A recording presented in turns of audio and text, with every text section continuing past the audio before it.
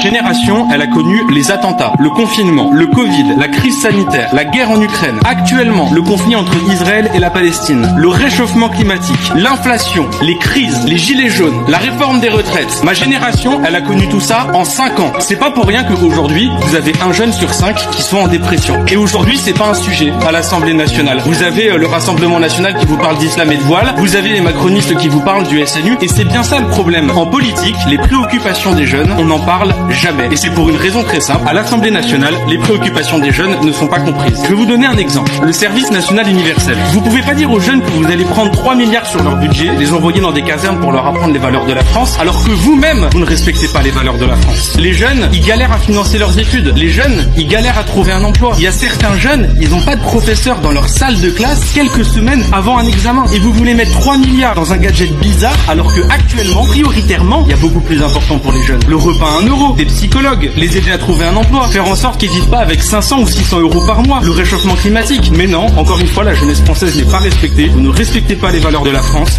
Vous mettez tout cet argent dans un SNU qui nous coûte cher et vous ne comprenez pas que ce soit ressenti comme une injustice par la jeunesse.